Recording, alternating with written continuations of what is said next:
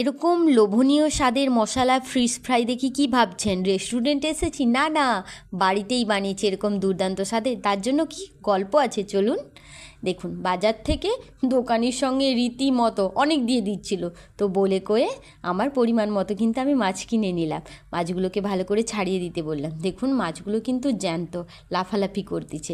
আর আজ এই মাছ দিয়েই দুর্দান্ত এক মশলা ফিশ ফ্রাই বানাবো। তো মাছগুলো ভালো করে কাটিং করে নিয়েছি।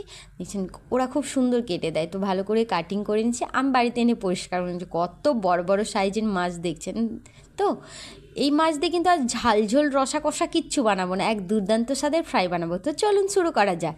তার আগে মাছটাকে পরিষ্কার করে ধুয়ে নিয়েছি। এখানে আমি দুটো মাছ ব্যবহার করছি। মাছগুলোর সাইজ দেখতে পাচ্ছেন, বেশ বড় বড় সাইজের কিন্তু লাইলন টিকা মাছ এগুলো। একে লাইলন টিকা বলে, অনেকে তেলাপিয়া বলে। আপনারা কী নামে ডাকেন সেটা অবশ্যই আমাকে কমেন্টে জানাবেন। তো মাছগুলো কিন্তু হরহর করে, তো ভালো করে কিন্তু আঁশটা ছাড়িয়ে বাড়িতে একটু পরিষ্কার করে ধুয়ে নিয়েছি। এইবার একটা ছুরির সাহায্যে আমি মাছের গায়ে কাট করব। ঠিক এইভাবে কাটিংগুলো করব, একদম একটু এই এক গাঁট ছাড়া ছাড়াই কিন্তু কাটিংটা হবে। যেহেতু এটা মাছের একটা মশলা ফিশ ফ্রাই, তো কাটিংটা কিন্তু খুব ম্যান্ডেটরি। তো ভালোভাবে কিন্তু এরকম একটা ছুরির সাহায্যে ধীরে ধীরে মাছগুলোকে কিন্তু কেটে নিতে হবে। ঠিক দেখুন পরপর কতগুলো রোতে আমি মাছ কেটেছি। আর মাছটাকে যখন এরকমভাবে বাঁকাবেন যেন ভেতরের মাংসটা পুরোপুরি বোঝা যায়, এই রকমভাবেই কিন্তু মাছটাকে আমাদের কাটিং করতে হবে। আর ফুলকাগুলোকে আমি কেটে একদম বার করে দিয়েছি, দেখতেই পাচ্ছ। এবার পেটের কাজটা চাইলে অনেকে কাটিং করে, কিন্তু আমি বলবো পেটের কাজটা কিন্তু কাটিং করার দরকার নেই। ঠিক এইভাবেও আমি অপোজিট দিকেও এই রকমভাবেই সুন্দর করে করে কিন্তু কাটিং করব। মাছগুলোকে বাড়িতে এনে ধীরে সুস্থে এরকম একটা ছুরি ব্যবহার করবেন, যেটা দিয়ে সুন্দর করে আপনারা কিন্তু কাটিং করে নেবেন। যারা এই মাছ খায় না তারা পর্যন্ত এই মাছ খেয়ে স্তম্ভিত হয়ে যাবে। আমার হাজব্যান্ড পর্যন্ত এই মাছ খেতে চান, বললো একে দিয়ে তুমি কী বানাবে? আমি বললাম দেখোই না কি বানিয়ে দেখায়। দেখছেন ঠিক ফোল্ড করলে না এই রকম কাটিংটা হবে। ঠিক আমার দুটো মাছ কাটা হয়ে গেছে। এইবার কিন্তু মাছটাকে আবার একবার ধুয়ে পরিষ্কার করে নিয়েছি। এইবার এতে মাখাবো নুন।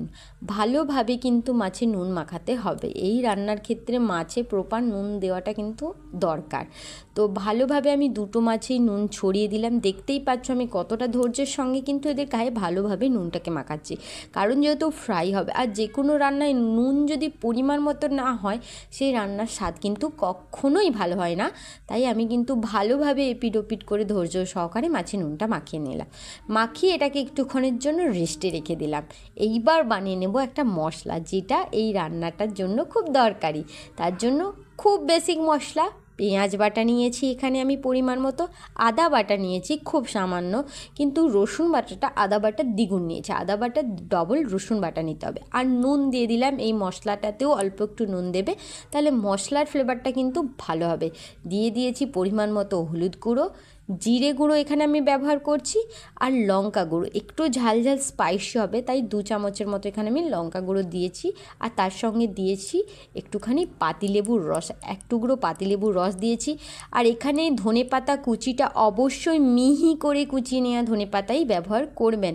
আর তার সঙ্গে দিয়ে দিলাম কিছুটা সর্ষের তেল দিয়ে এবার এটাকে ভালো করে একসঙ্গে মিক্স করব, যাতে মশলাগুলো প্রপারভাবে একসঙ্গে মিক্স হয়ে যায়। মশলাটা ভালোভাবে কিন্তু এখানে বানাতে আপনাকে হবে, তবেই কিন্তু এই মাছের ফ্রাইটা অসাধারণ খেতে লাগবে। তো এরকমভাবে আমি ঠিক মশলাটা মাখিয়ে নিয়েছি। এইবার এই মশলা মাখানোটা আমার কমপ্লিট। এবার এর মধ্যে দিয়ে দেব 1 চামচ টমেটোর সস। হ্যাঁ, একটু টমেটোর সস দিলে খেতে এটা আরও স্পাইসি হবে, সেই জন্য আমি এখানে টমেটোর সস ইউজ করেছি। দিয়ে এবার ভালো করে এটাকে মেখে নেব। মশলাটা আমার মাখানো কমপ্লিট হয়ে গেছে। এইবার কিন্তু মাছকে মাখানোর পালা। সিম্পল, আমরা রেস্টুরেন্টে গিয়ে অনেক অনেক খরচা করে এই মাছ ফ্রাই খেয়ে থাকি, কিন্তু বাড়িতে এই রকম বাজেট ফ্রেন্ডলিভাবে খুব সহজে এরকম একটা দুর্দান্ত মশলা ফ্রাই কিন্তু আপনিও বানিয়ে নিতে পারেন। দেখুন এইবার মাছটাকে ভালো করে নুন গোলা জল যদি বেরিয়ে আসে মাছে নুন মাখানোর পর, একটুক্ষণ এই জন্যই রেখে দিতে হবে, যাতে এই নুন জলটা বেরিয়ে যাওয়ার পর নুন জলটা ফেলে দেবেন। মাছটাকে এরকম ড্রাই করে নেবেন, তারপর মাখাবেন মশলা।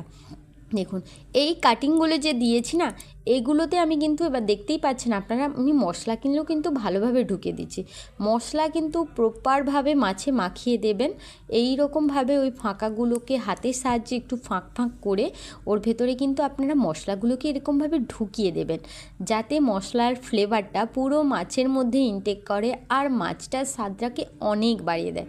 হ্যাঁ, আপনারা বলতে পারেন আমরা তো এই মাছ খাই না, তো অন্য কোনো মাছের উপর কি এটা ব্যবহার করতে পারি? করতেই পারেন, কিন্তু এই মাছটা এরকম চাওড়া হয় যে এতে বানালে অসাধারণ খেতে লাগে। আর সত্যি বলছি, আপনারা একবার এই মাছ এরকমভাবে বানিয়ে দেখবেন, যারা মাছ প্রেমিক মানুষ তাদের কাছে তো অনবদ্য লাগবেই, এমনকি যারা মাছ লাভার্স নয় অতটা, তারা পর্যন্ত পছন্দ করবে। এমনভাবে আমার হাজব্যান্ড পছন্দ করেছে আজকে, অবিশ্বাস্য স্বাদের হয়। তো দেখুন, এইভাবে কিন্তু আমি দুদিকে চিপে চিপে মশলা কিন্তু মাখিয়ে দিলাম।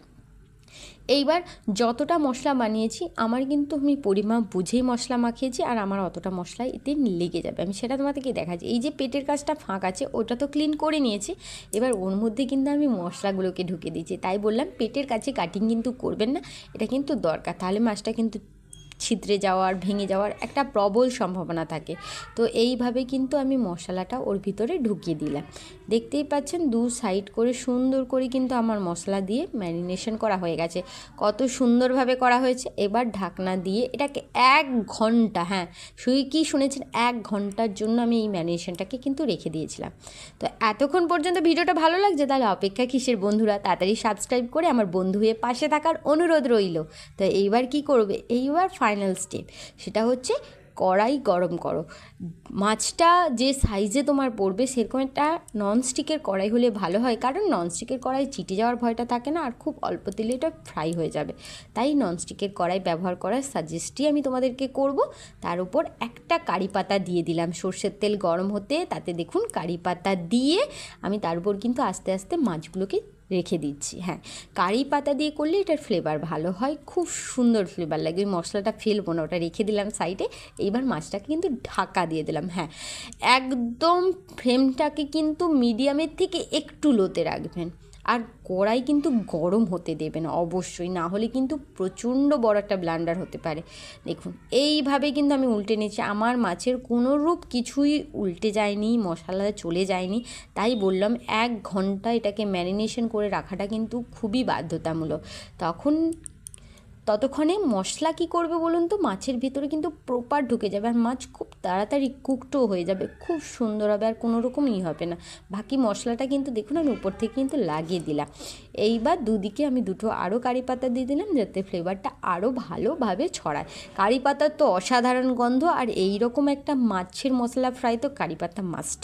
দেখুন, আর এই যে স্টিমটা ঢাকনার ওপরে পড়ে সেটা যাতে মাছে না পড়ে সেটা একটু খেয়াল রাখবেন। পট করে ঢাকনাটা তুলে সাইড করে নেবেন পট করে, তাহলে কিন্তু মাছের ওপরে না ওই ভাপের জলটা পড়বে না, তাহলে মাছটা কিন্তু অসুবিধা হবে না। দেখুন একদিক কিন্তু আমার একটু লালচে কালার চলে এসেছে, মানে ভাজা হয়ে গেছে।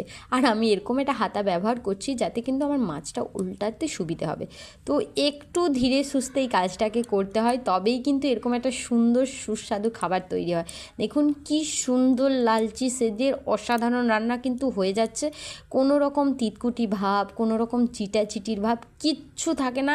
এত সুন্দর দুর্দান্ত ফ্রাই যে মনে হচ্ছে আমি রেস্টুরেন্টে এসে খাচ্ছি, এত অপূর্ব লাগে, আর খেতে জাস্ট অসাধারণ। দেখেই তো মন ভরে যাবে, প্রাণ ভরে যাবে, আত্মার তৃপ্তি পেয়ে যাবে। খেয়ে তাহলে কি লাগবে সেটা তো আপনারা বুঝতেই পারছেন। তো তাড়াতাড়ি ঝটপট বানান, পটপট খান, আর আমাকে কমেন্ট করে জানান আপনাদের কেমন